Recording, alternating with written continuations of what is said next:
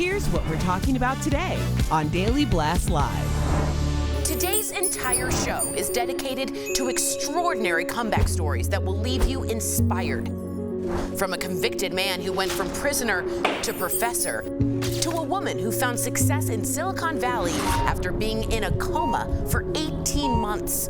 Plus, a sexual violence victim shares her path to empowering young women, and a mom describes the moment she had to choose between saving her leg or her baby. It's an hour filled with stories of resilience and triumph you have to see to believe. Oh my gosh. Get real. No. Y'all, just stop. This is a sham. It's finally here. Drum roll. Welcome to DBL. Today is a very special day because we have an entire hour dedicated to comeback stories of resilience and triumph that truly are incredible. As you may know from following DBL, this is all tied to our very own Erica Cobb, who is the inspiration behind today's comeback. We are going to get to her personal comeback story later in the show, but first, I just want to hear what you all think of doing an episode about people who have really struggled and ended up at the top. I'll tell you how I feel. I know I'm going to cry. I'm okay with that, but you know, I need constant reminders of positivity. I'm a comic, and I think I almost make my living by looking at, you know, the good and the bad, and I focus on the negative, try and make it funny, but still I have to focus on the negative. Sometimes you get pulled down that rabbit hole, as I think a lot of people have found out. So I think it's good to highlight some of the good folks, because they win a lot too. Yeah, I think you being a comedian and how you process, like, focusing on the negative to find the funny is how I feel when I hear from testimony teachers and experts on comeback stories. It's like these things seem and feel so negative, but there's a story, I call it a key. There's always a key to every story that someone can take and apply it to their own life. Oh, that's cool. I find it more inspirational than negative or sad. Yeah, it's like a video game. You get the key to the next level. It unlocks your inspiration. There's no video game. Exactly. Erica, That's right. Erica, this is so exciting. Okay, so let's get to it. Our first story is the #1 prison comeback story in the world. Andre Norman was sentenced to nearly 100 years in prison at just 18 years old for serious criminal activity, from armed robbery to attempted murder. A natural leader, he quickly rose to prison boss before having an epiphany that would change his life and turn him from prisoner to professor. Watch. My mom married a high school sweetheart, and she had 2 kids. Then he went to prison for robbing banks. Then she met my dad, a local drug dealer, and she had 4 more kids. So there was 6 of us, mom, dad, in the house. I get to middle school, and I find out that we're poor. I'm the poor kid. I'm the dirty clothes kid. I'm the old sneaky kid. I'm the free lunch kid. I'm the kid who ain't got a quarter in his pocket. In the 6th grade, when my friend came to me and said, "Hey, Andre, let's go sell drugs," I had no one to turn to say, "Is this a good idea?" We went to the park, we started selling weed, and it just progressed. And then we got arrested. It was like May 15th, and I stood in court for robbing a bunch of drug dealers. And they gave me 7 to 10, then they gave me 9 to 10, then they said 9 to 10, 2 10s, 2 15 and 20s, and a 5. And at 18 years old, at about 95 years total, they put me on a bus and drove me to the state penitentiary, where I was scared to death. I can't be scared, even though I'm scared. I can't show I'm scared. I have to live in here. So I decided, day 2, sign me up for the gang. And I just spent every day fighting, trying to prove myself. I made a lot of bad decisions. Now, I had people not help me make better decisions, but at the end of the day, I made the bad decisions. I've been in solitary for 24 hours a day, 7 days a week for 2.5 years in a cell by myself. And you start confronting yourself. And I had a situation where I'm in another unit, and some friends of mine had gotten stabbed real bad in a riot, and I was gonna retaliate. But before I could retaliate, God spoke to me and said, "Andre, don't do this, it's life choice." I said, all my life, there's been no God. So when I get back to my cell, I'm like, okay, I can't stab nobody because that was my plan. So what am I gonna do now? And it didn't make sense to be in prison if I couldn't be a psychopath. 6.5 years into my first sentence, I said the first thing, I want to be free. Never said that before. I said, I'm gonna go home and be successful. I said, where do successful people come from? College. So I go home, go to college, and I'll be successful. And I picked a school called Harvard University. So I came out my cell the next day. I got my gang together. I said, yo, guys, I figured it out. They said, what's up? I said, I'm going home, I'm going to Harvard, I'm going to be successful. They was like, what? And I looked in the mirror. I said, what's inside of me that's stopping this dream from happening? And then I started working on that list. Unbelievable. Welcome to DBL, Andre Yes. Norman. Thank you for having me. It's a pleasure being here. Erica, you're the bomb. I love you, Andre. Thank you for being here. Andre, it's an honor to talk to you, and I have to jump in. And I'm going to read this slowly so our audience understands what I'm about to say. Andre, after you had this epiphany of being successful, you went to your cell and made a list of all the things that were stopping you from attending Harvard University. How did you work that into your comeback, brother? Well, first I had to tell myself the truth because I've been lying to myself for a long time that it was the system, it was this, it was that, it was never me. So when I finally realized that I was in charge of my life and my destiny, I looked in the mirror, I said, what's stopping me? I'm black, I'm a criminal, I'm angry, I'm poor, I can't read well, I'm in a gang, I'm in solitary confinement. I just made a list. Then I started saying, well, would Harvard take that person? And the answer was no. So I went back and got my GED. I said, would Harvard take that person? It was no. I went to anger management. I just went through the whole list trying to better myself so I can prepare myself, A, to be in a situation where I could be accepted to the place I said I wanted to be. I love that because that's a key, the troubleshooting aspect of it, where you realize all of the things that you are and all the things you want to be, and you kind of troubleshoot that checklist, which is amazing. You say success got in the way of you attending Harvard. Where was your first stop out of prison? After doing 14 years, they let me out. I went to the parole office and I checked in. Then I left the parole office. I went to a juvenile center because I used to run programs for juveniles in lockup when I was in prison, trying to help kids not go this path. And the little kid said, Dre, when you get out, will you come see us? So I promised him I'd come see him. So when I got out, I went to the juvenile center, like, yo, OG's here. So I go in and I talked to the kids for like 40 minutes and I encouraged them, said, you're going to jail because somebody let you down, they hurt your feelings, you don't know how to manage, so you self-medicate. Let me show you how to help yourself. And I started teaching trauma-informed care 90 minutes after I got out of prison. Whoa. When I finished my first talk, they said, will you come back tomorrow? And it was, will you come back tomorrow? Then it was like, can you talk to the girls? Then can you talk to the white kids? Then it was just like, it just became my career and my job. Wow. Can you come back tomorrow? And you just did the work. That's unbelievable. I've been coming back. You've been coming back every day. What ended up bringing you to Harvard? Like, out of all the places you threw a dart, tell me where that came from. I realized successful people come from college. I'm actually from Boston, Massachusetts, and it's the only school I knew the name of. Wow. Wow. So I picked the only school I knew the name of. That's I used to ride my skateboard there when I was a kid. Wow, that's incredible. So real quickly, I got to ask you this. You went from the guy everybody wrote off to the #1 prison comeback story. What's your message to people out there who are struggling? My message to people who are out there struggling, don't let shame, don't let embarrassment, don't let anything stop you from asking for help.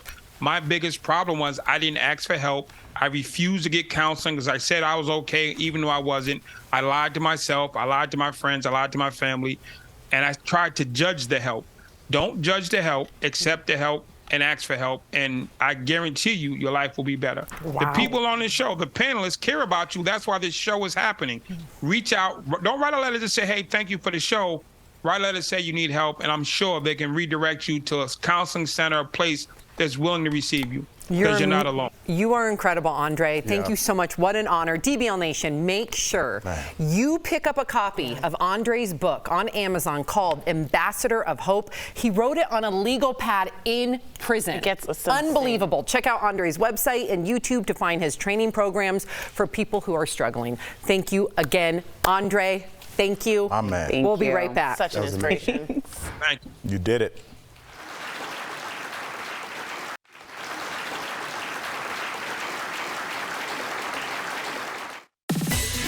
Childcare is about to get a lot more expensive before the end of the summer. Let's connect the dots. Let's face it, paying somebody to watch your kids is pricey. According to the Washington Post, half of all parents spend more than 20% of their household income on childcare.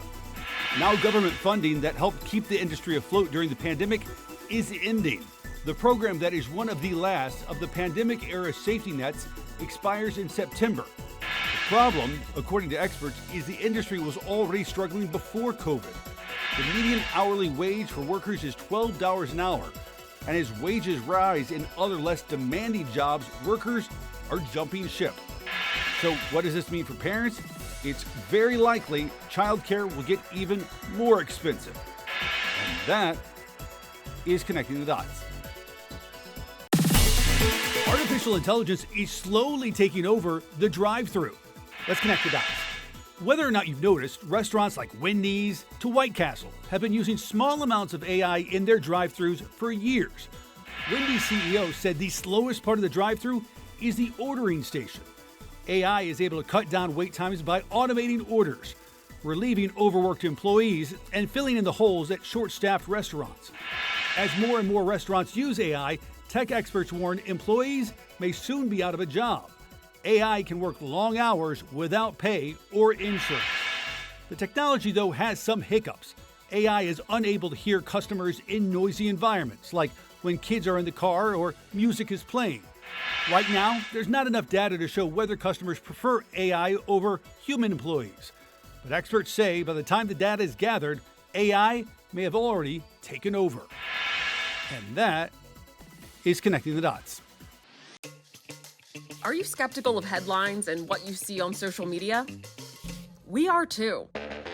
The Verify newsletter helps you distinguish between true and false information by answering your questions. It provides fast facts on trending topics, spotlights major stories, and even includes a daily fun fact for all those trivia buffs out there. Get Verify's fast facts delivered every weekday to your email inbox. Go to verifythis.com/email to check it out.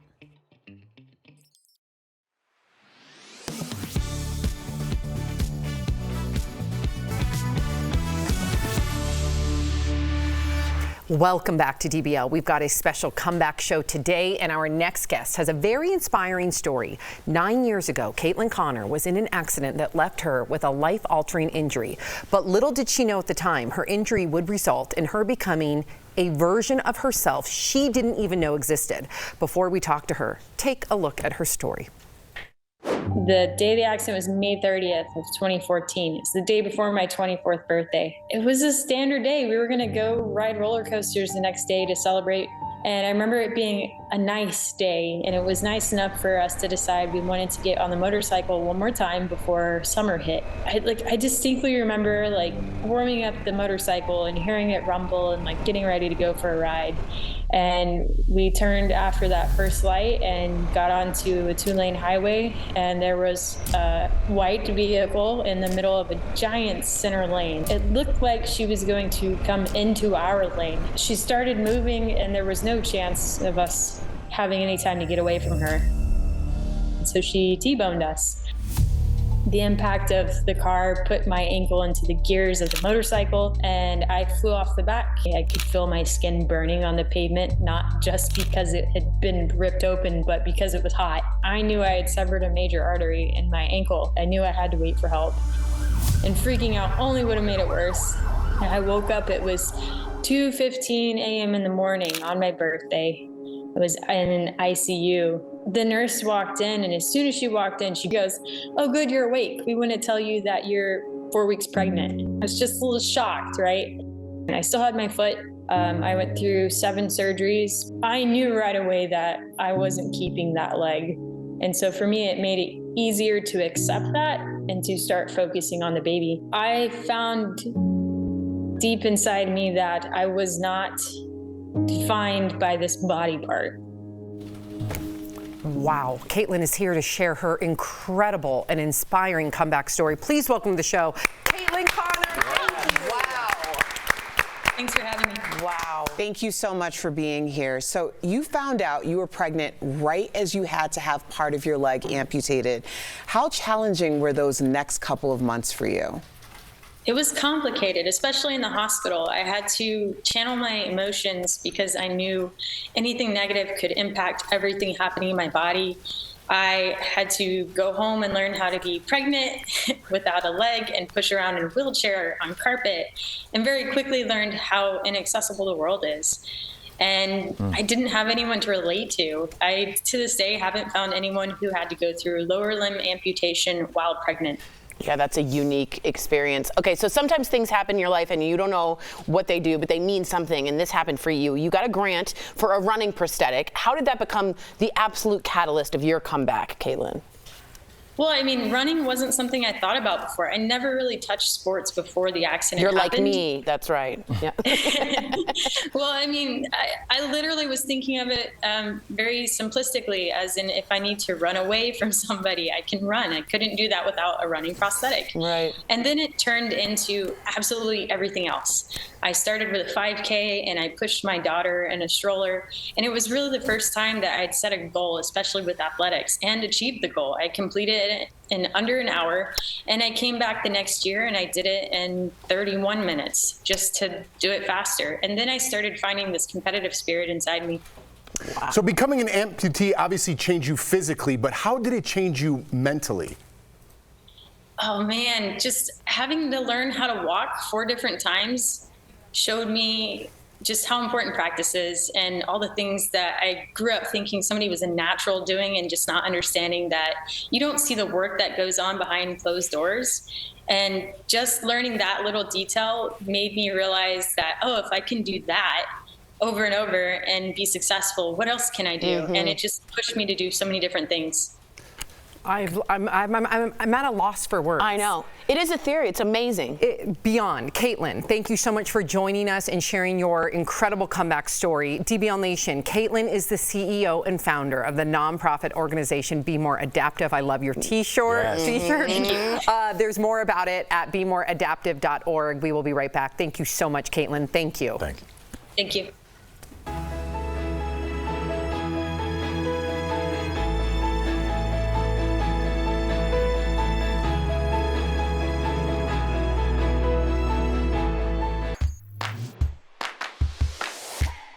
There is nothing I like better than finding a great deal on travel. And it turns out I'm not alone. Verify viewer Catherine emailed us to ask, is there a certain day of the week that's cheapest to buy a plane ticket? So Catherine, let's verify. Our sources are Scott's Cheap Flights, a study by cheapair.com, and Brett Snyder, president of Cranky Concierge Travel Assistance and a former airline pricing analyst. Some studies suggest Tuesday or Saturdays are the cheapest days to buy tickets, but all of our sources say they usually rely on flawed or outdated data. For example, some articles suggest that weekends are the cheapest days to buy. Snyder points out that's based on data that tracks the average amount spent on a ticket each day of the week. Families tend to buy their tickets on weekends and usually purchase less expensive tickets. Meanwhile, business travelers tend to buy their tickets during the week, and many are less price sensitive. A lot of the business travel, premium cabin or even last minute or whatever it might be, those tend to be higher fares. The end result is a study that has skewed data. Similar articles suggest Tuesdays offer the best deals, but our sources say that's also not the case. Scott's Cheap Flights explains on its site that this idea is a holdover from the 1990s when airlines used to upload special e-fares on Tuesdays or Wednesdays. These days, Snyder says airlines use sophisticated algorithms to consistently adjust fares based on demand, regardless of what day of the week it is. This hasn't existed for years. I couldn't tell you the last time when those actually were out there in the market. So we can verify, no, there is not a certain day of the week that's cheapest to buy a plane ticket. So when should you book? Cheapair.com found domestic tickets are generally cheapest 3 to 15 weeks before departure. With your Verify, I'm Brandon Lewis. Welcome back. As we mentioned earlier, our very own Erica Cobb is the inspiration behind today's comeback show. We've all heard bits and pieces about her setback season and her comeback, but now it's time to hear her full story. Take a look. I know I talk a lot about comebacks, and it's because it's the story of my life. I always say that, like, the universe will knock, and then it'll ring the doorbell, and then it'll just straight up, like, kick the door in. And when I went through a divorce, then bankruptcy, and then unemployment, like, all of those were like knocks and kicks until finally the universe was like, we're gonna burn this whole house down. Pretty significant events happened when everything was falling apart for me. But the things that I remember most is I was actually hosting a charity event, and a woman walked up to me and came really close, and she said, are you Erica Cobb? And I said, yes, I am. And what's your name? She said, my name is so-and-so. I'm here to repossess your car. Coming home and never knowing if there was going to be an eviction notice on my front door was pretty significant. And at that time in my life, I thought that the career that I had invested over a decade in at that point was completely over. I couldn't even get anyone to really take me seriously. Like, that's how bad it had gotten. I felt like if I walked down the street, I would like dissipate into thin air and no one would ever even know that I was ever here. I was very reckless, like with my personal safety. I didn't have a lot of regard for myself because like everything that I had ever believed in and everything that I felt like I had worked hard for, wasn't even like an option. Like I felt like the biggest joke. My father and I have a very interesting relationship, but when all of this happened, it was his phone call that really changed the way that I thought about everything. And he just said, Erica, this your father. I just need you to know that sometimes what you want at 21 is not what you want at 31, and that's okay. That's okay. And after I got off the phone with him, I was like, why am I looking at everything like it's either it has to be the way that it's always been or it could be nothing at all? And I started being honest with myself. There were lots of hard moments and days during my comeback. I think the hardest one was saying that a 10-year relationship was going to be over, finally over, because we had been just kind of like going through the motions for years at that point. And I think the biggest thing that was hard for me during that transition was understanding that a lot of the people who were around me couldn't come with me to this next chapter of my life because they were, and I mean, we do this, it's reciprocal, right? There were a few days and moments that I was like, okay, this is what it was all for. One of them was when I married my husband, Anthony.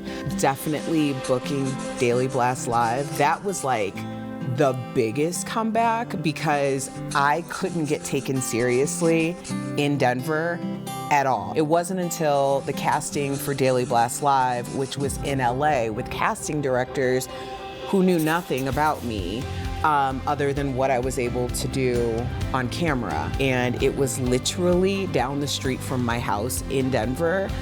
I don't know if anybody could tell me anything. Like, honestly, that was like the biggest comeback story.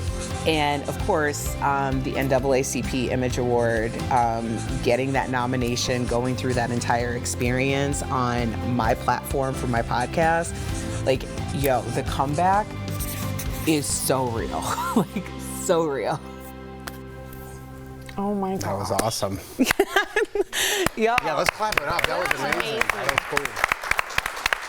And we'll get more into, like, because this is something that a lot of people have dealt with: divorce, bankruptcy, unemployment. And I think the podcast really gives me an opportunity to amplify people like the two guests that we've had on, the guests we're going to come in, so that everyone can find a piece of themselves in this story because there's someone you can relate to. You elevate everyone around you. Thank everyone around you. All of us. Okay, Erica, her story doesn't end after the NAACP Image Award nomination for her podcast. DBL Nation, stick around because later Erica has a big announcement to make. We will be right back. Woo! Yeah! You already know it's important to lather up on sunscreen, but what about clothing claiming to also help protect you from the sun's damaging ultraviolet rays? One verified viewer saw labels saying it has a UPF, or ultraviolet protection factor, and texted us to see if this means the same thing as SPF, which is used to measure sunscreen's effectiveness. So, let's verify. Is there a difference between SPF and UPF? Our sources are the Skin Cancer Foundation, the American Academy of Dermatology, and Dr. Adam Friedman, Chair of Dermatology at George Washington University School of Medicine and Health Sciences. SPF and UPF can help you determine how effective a product is at protecting you from the sun. SPF measures time, or how long sunscreen works at blocking the sun, and UPF measures how much of the sun's rays are blocked by a fabric. For example, under ideal conditions, an SPF 30 sunscreen will help keep your skin from burning 30 times longer than it would without any sunscreen. An article of clothing with a UPF of 30 means the fabric blocks around 97% of the sun's rays from reaching your skin. Our sources recommend using at least an SPF 30 sunscreen and UPF 30 clothing.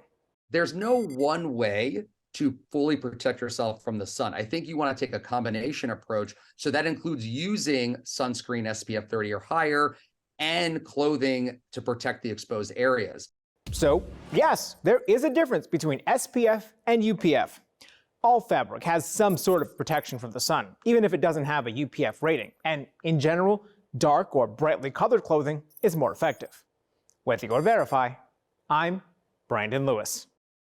Summertime means more storms for the Carolinas. We've certainly seen our share this week. Viewer Chris M. asked us, with all the storms lately, how accurate is the method of counting seconds between lightning and thunder to calculate miles for every second counted for how far away the lightning is? Our sources, WCNC meteorologist Brittany Van Voorhees and the National Centers for Environmental Information. As little kids, you probably were told to count the seconds between lightning and thunder, and that's how many miles away lightning would be. Honestly, I'm really glad you guys are doing this because it is something people get wrong all the time. Brittany says lightning is actually closer than you think.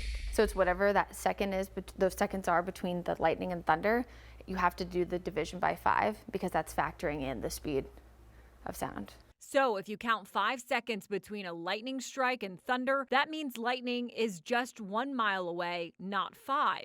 When you're outside, anytime, if there's thunder and lightning around, you could get struck because lightning can strike about 30 miles out of the center of the storm. Data from the National Centers for Environmental Information show over the past 5 years, 4 deaths and 12 injuries have been reported in North Carolina from lightning strikes. Basically, if you hear thunder or see lightning, go inside, wait 30 minutes till after the last time you saw it, and you're good to go. So we can verify that no, counting seconds between lightning and thunder to calculate the miles for every second is not accurate. Instead, you have to divide by 5 to really know how close it is. With your Verify, I'm Megan Bragg.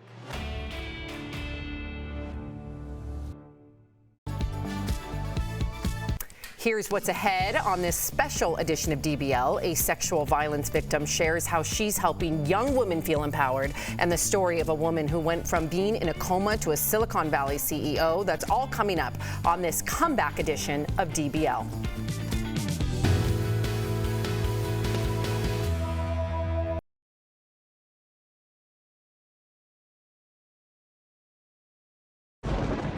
Where hope finds help. Where courage meets conviction. Where makers make fans.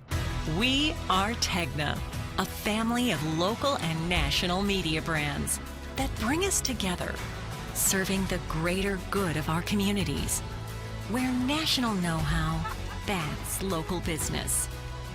Be in good company with Tegna.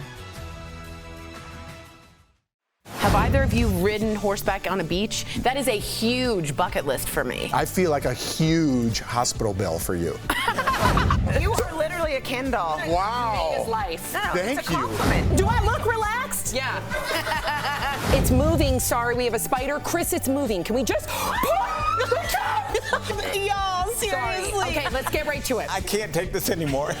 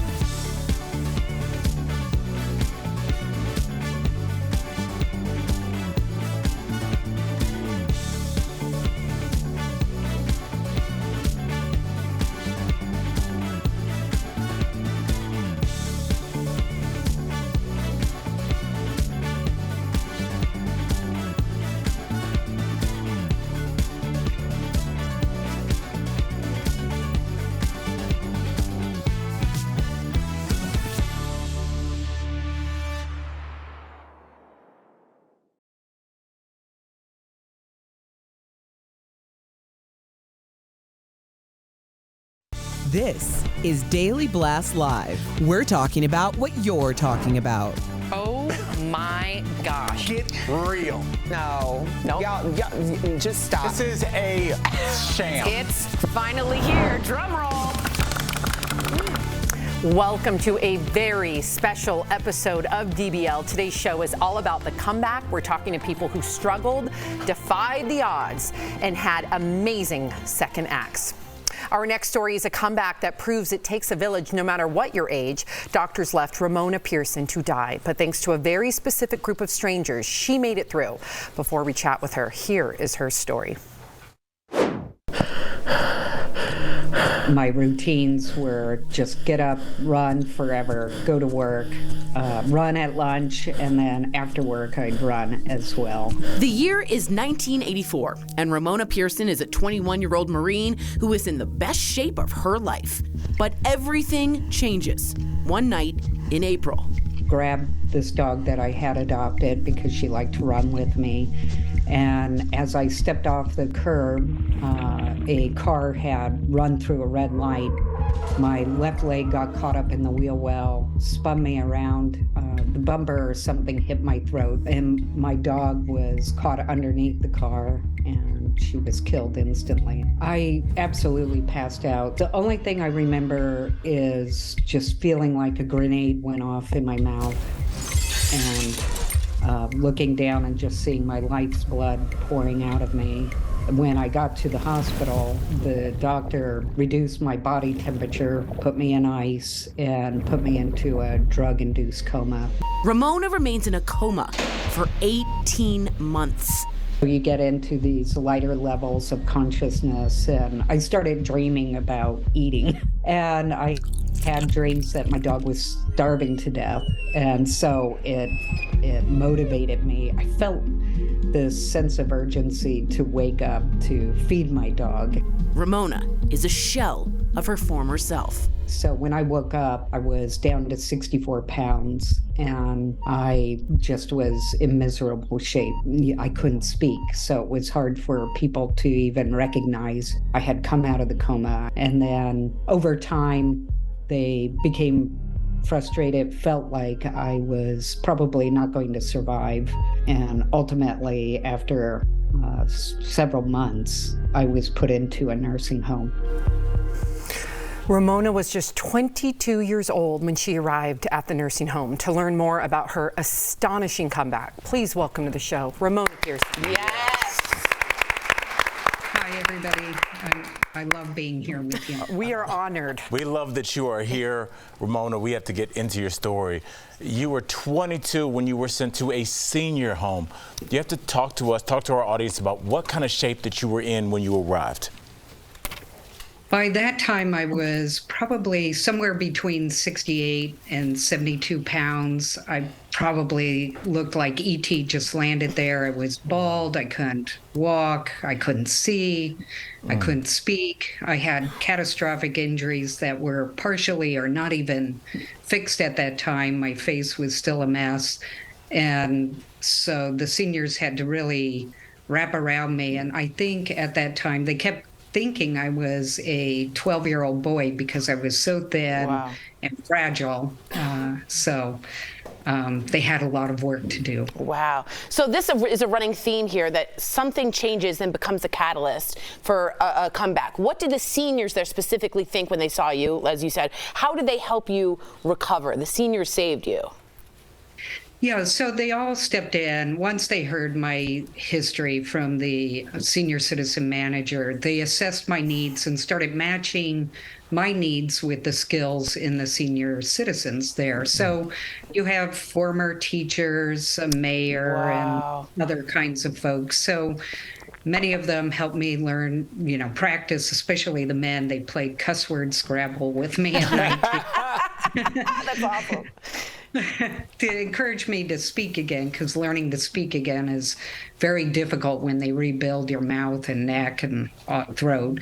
And I had to learn Braille, and so a lot of the seniors went to the library, ordered books on how to teach someone to read Braille. So some of the former teachers did that, and some of them had Alzheimer's, so my learning was quite repetitive at times. Wow. You never know where your comeback community is going to come from, and the fact that you were at the senior home for nearly 3 years and that was your community is just amazingly unexpected. But when did you realize you were making a comeback? You know, I had about 115 surgeries. So they put my face back together and gave me teeth, and I had to learn to use my other hand because I had been left-handed, had to learn to be right-handed, had to learn to walk, and every obstacle that came around, like, I actually do need to learn Braille so that I can organize my life and be successful again. I went to the Braille Institute, and the seniors did cookie sales to raise funds to get me a train ticket to go to LA to do that. And then I had to go get a seeing eye dog to help me get across streets because the seniors didn't know how to train me. You know, you imagine I had PTSD and no one had experience being blind. So how do you teach a blind person to cross the street? Their solution was just stick a cane out, and if it gets hit by a car, don't cross the street. So the seniors really helped me get back on my feet. But when I started, what they really taught me was to learn how to learn. And once I had that skill, I became very hungry for re-educating myself. And that's a skill I continue to have. And as you see, technology continues to change, and being a person that can upskill themselves and continuously learn and evolve their skills can keep changing their careers. So that became a core value that I brought with me from the senior citizens. Wow. Learn how to learn. Yeah. I mean, that's a key, y'all. That is a key. You mentioned that you were without sight for some time. How did you regain your sight back? Yeah, that's a great question. You know, I was blind almost 10 years and had rebuilt a career, was educated, and knew how to get around as a blind person and be successful as a blind person. But the problem I had was I feared getting my sight back. So when I was offered an exploratory or an experimental surgery to give me a new cornea, and at that time the technology was not as advanced as today, and they had to remove a hematoma from my brain, I delayed that decision. And also I didn't want to give up my seeing eye dog. And when she got sick about a year later, I opted in for the surgery so I could take care of her. Oh my gosh. And then again, I had to learn how to be a sighted person again and read and write and navigate again, as with an eye. I only have one eye. Ramona, you are such an inspiration. You're such a warrior. It also, your whole story teaches us how vital community is. Yeah. And that also, and I think we can all learn from you, that perhaps we should all be visiting our senior homes more often. Ramona, thank you for sharing your remarkable story with us. Thank you. Thank you so much. Wow. Coming up on this very special episode of DBL, a woman who uses her own traumatic experience of sexual abuse to help other young women feel empowered. She'll be here live to share her story on this special comeback edition of DBL. Next.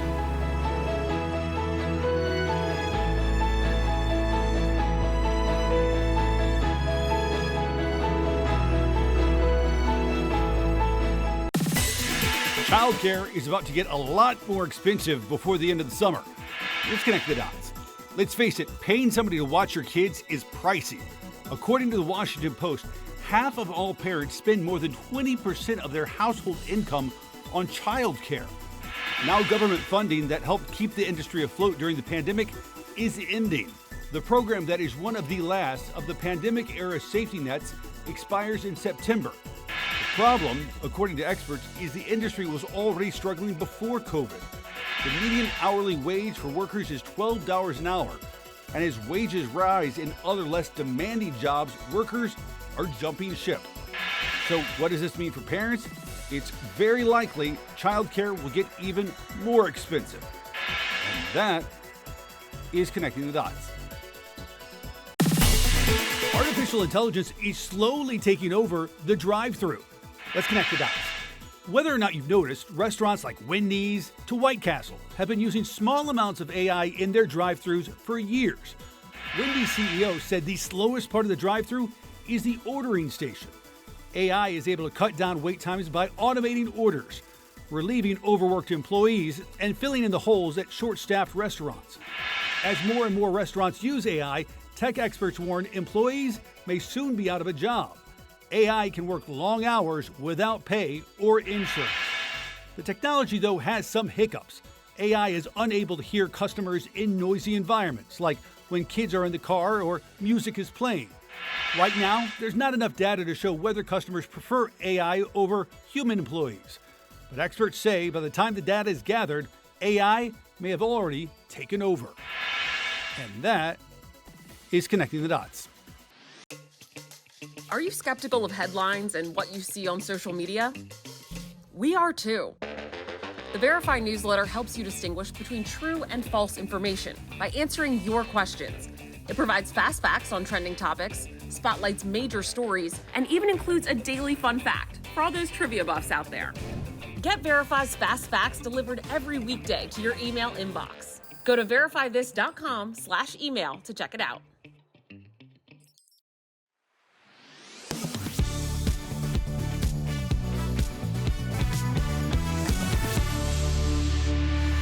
Welcome back to this special comeback episode of DBL. Our next guest understands what it's like to overcome huge hurdles in life. Dr. Nicola Mitchell is sharing her difficult life events to help young women feel valued and empowered. Here is her story.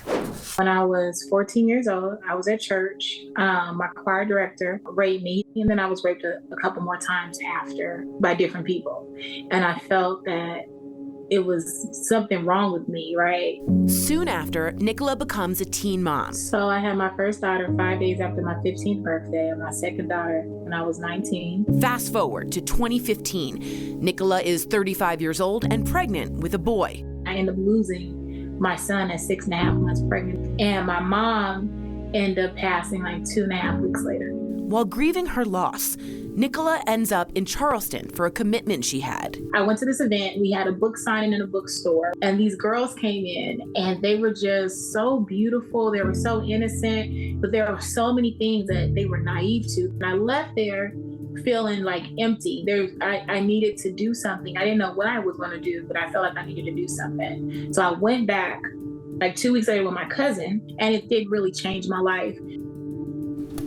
Wow, to tell us about her comeback story, award-winning entrepreneur, publisher, writer, and youth leader, Dr. Nicola Mitchell joins us. Yay!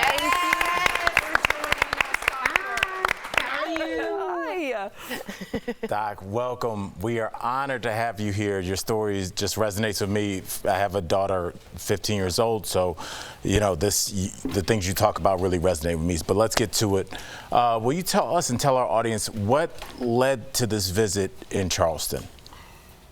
So I was invited by a book club to come and be the featured author with several other authors, and it was amazing experience when I think back at it.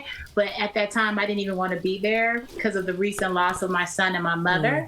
And these girls, they didn't even know just basic life things. This was so new to them. They never seen a Black author in a bookstore. Wow. And I was just like, okay, and a female Black author.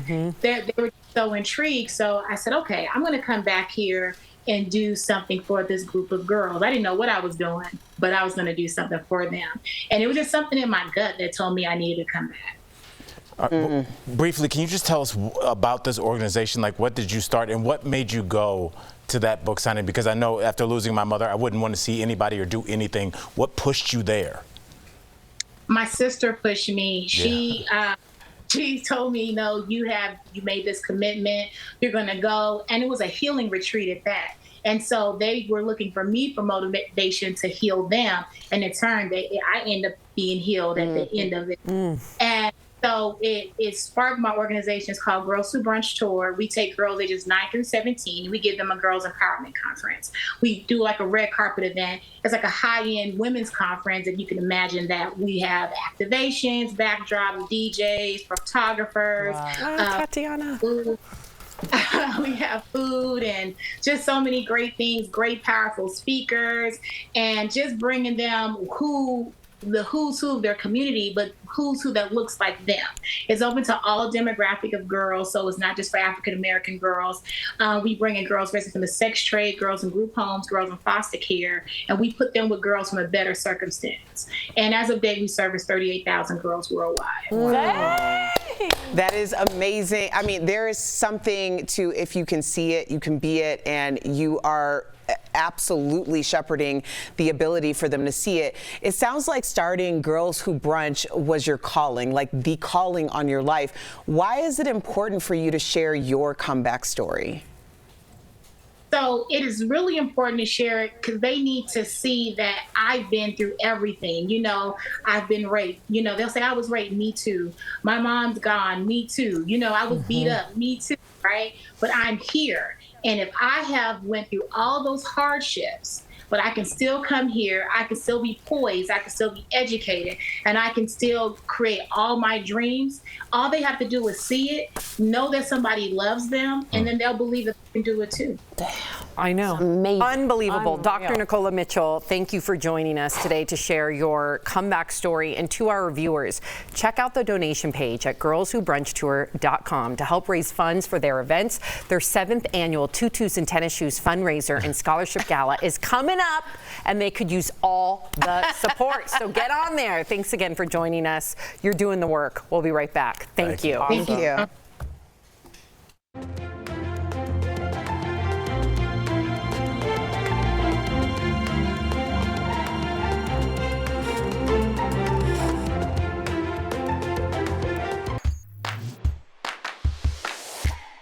There is nothing I like better than finding a great deal on travel. And it turns out I'm not alone.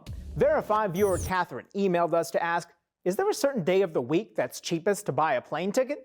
So Catherine, let's verify. Our sources are Scott's Cheap Flights, a study by cheapair.com, and Brett Snyder, president of Cranky Concierge Travel Assistance and a former airline pricing analyst. Some studies suggest Tuesday or Saturdays are the cheapest days to buy tickets, but all of our sources say they usually rely on flawed or outdated data. For example, some articles suggest that weekends are the cheapest days to buy.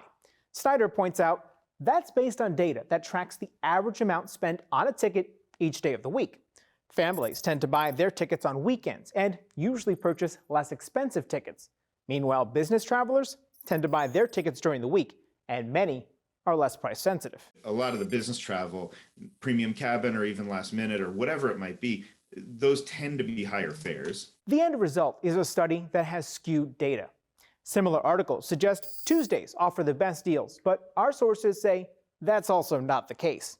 Scott's Cheap Flights explains on its site that this idea is a holdover from the 1990s when airlines used to upload special e-fares on Tuesdays or Wednesdays. These days, Snyder says airlines use sophisticated algorithms to consistently adjust fares based on demand, regardless of what day of the week it is. This hasn't existed for years. I couldn't tell you the last time when those actually were out there in the market. So we can verify, no, there is not a certain day of the week that's cheapest to buy a plane ticket. So when should you book? Cheapair.com found domestic tickets are generally cheapest 3 to 15 weeks before departure. With your Verify, I'm Brandon Lewis.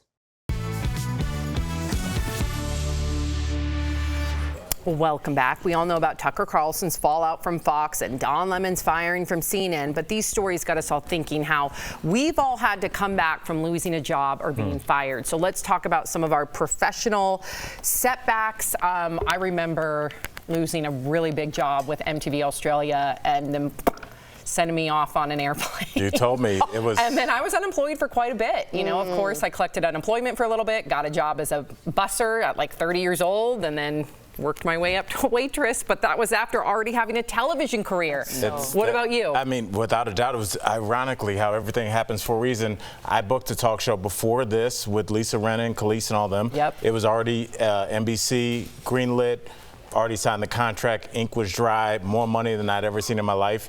And I was at a nightclub with my buddy, and my ex-wife texted me, like, you should check your email. I was like, that's never a good text. Post midnight, and it was just saying that it wasn't going to happen. And just like my world falling apart, I had no dates booked for stand-up, so I had to get back on the road and restart my life. And then here comes DBL, and I'm with my family. So everything works out. What about you, Joe? That's amazing. Yeah, I mean, we heard amazing stories, but I think it's about the daily comeback, right? I went to LA, failed, cut ties with network famously, and it's just, you're going to fail. You have to be willing to risk the failure every day and come back the next day and do it again. It's just hard to see it when it's happening in real time. You have to do the work. He said, I came back tomorrow. I just remember I got too big for my britches on MSN. I hosted last night on TV, and they asked me to do another promo for it. And I'm like, well, then my manager and I were like, we need more money. And it got in this big fight, and then I lost the job. And they're like, yeah, bye. And and then I worked at the ice cream store, and it was humbling. Who was I? I didn't have any leverage, excuse you. So it wasn't that they did it wrong. I was thinking I was too big, and that was a big lesson for me to stay humble, stay humble. But I think that's the lesson all around, because people are listening to like our stories and thinking, well, this isn't like a public thing, but everyone is the star of their own public show. For sure. So it might not be like the person behind, who's watching you on television, but it's your family, it's your community, and public failure doesn't feel great. No, it does not. But it catapults you. It does. It does. Okay, speaking of professional comebacks, Erica. Comeback with Erica Cobb is expanding. You have something to announce, huh, girl? Yes, I do, Sam. I will be hosting a live podcast event. This is my armpits are sweating. It's my first ever comeback with Erica Cobb, a live podcast event. It's on June 16th. It's right here in Denver. There will be a meet and greet, drinks, food, special interview with a special guest. And I am so excited to announce that my first guest is talk show host, actress, model, activist, radio and television personality, comeback queen Claudia Jordan. She is amazing. She has had so many professional public comebacks. I'm so excited to talk to her. And our very own Al Jackson is my opening act. So it is going to be an amazing time. Get your tickets today. They are on sale now. We are so excited. We would love to see you. You can scan the QR code that is on screen right now to buy tickets and to learn more. And I just want to thank my DBL family, all of y'all. As I mentioned, this has been the biggest professional comeback of my life. And if I would have thought about the days that I was really playing games with my life, I never would have thought that all of this would be happening now. So be inspired by everyone that we spoke to today, because there is a part of your comeback, there's a part of your inspiration to be found in everyone's story, and that is the genesis of my podcast and my brand. So proud of you, Erica. We are so excited for you. We will be right back.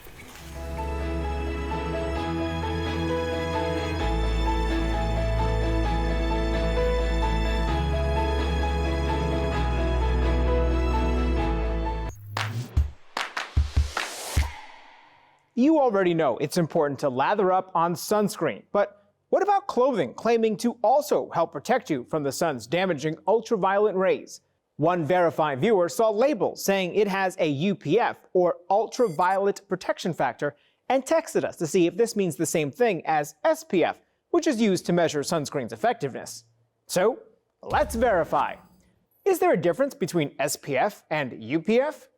Our sources are the Skin Cancer Foundation, the American Academy of Dermatology, and Dr. Adam Friedman, Chair of Dermatology at George Washington University School of Medicine and Health Sciences. SPF and UPF can help you determine how effective a product is at protecting you from the sun. SPF measures time, or how long sunscreen works at blocking the sun, and UPF measures how much of the sun's rays are blocked by a fabric. For example, under ideal conditions, an SPF 30 sunscreen will help keep your skin from burning 30 times longer than it would without any sunscreen. An article of clothing with a UPF of 30 means the fabric blocks around 97% of the sun's rays from reaching your skin. Our sources recommend using at least an SPF 30 sunscreen and UPF 30 clothing. There's no one way to fully protect yourself from the sun. I think you want to take a combination approach. So that includes using sunscreen SPF 30 or higher and clothing to protect the exposed areas. So, yes, there is a difference between SPF and UPF. All fabric has some sort of protection from the sun, even if it doesn't have a UPF rating. And in general, dark or brightly colored clothing is more effective. With your Verify, I'm Brandon Lewis. Summertime means more storms for the Carolinas. We've certainly seen our share this week. Viewer Chris M. asked us, with all the storms lately, how accurate is the method of counting seconds between lightning and thunder to calculate miles for every second counted for how far away the lightning is? Our sources, WCNC meteorologist Brittany Van Voorhees and the National Centers for Environmental Information. As little kids, you probably were told to count the seconds between lightning and thunder, and that's how many miles away lightning would be. Honestly, I'm really glad you guys are doing this because it is something people get wrong all the time. Brittany says lightning is actually closer than you think. So it's whatever that second is, those seconds are between the lightning and thunder. You have to do the division by 5 because that's factoring in the speed of sound. So if you count 5 seconds between a lightning strike and thunder, that means lightning is just 1 mile away, not 5. When you're outside, anytime, if there's thunder and lightning around, you could get struck because lightning can strike about 30 miles out of the center of the storm. Data from the National Centers for Environmental Information show over the past 5 years, 4 deaths and 12 injuries have been reported in North Carolina from lightning strikes. Basically, if you hear thunder or see lightning, go inside, wait 30 minutes till after the last time you saw it, and you're good to go. So we can verify that no, counting seconds between lightning and thunder to calculate the miles for every second is not accurate. Instead, you have to divide by 5 to really know how close it is. With your Verify, I'm Megan Bragg.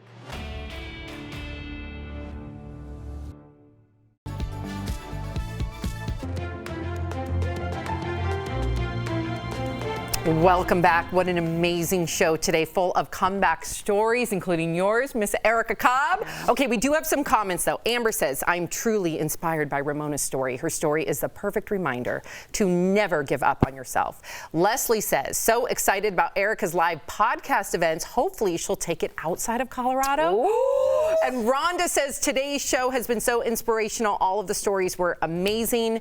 Erica, are you going to take it outside of Colorado? Well, let me know where you want me to be. I mean, got flights, we'll travel. Yeah. Erica, we're so proud of you. Ow. Oh. So hot right now. So hot right now.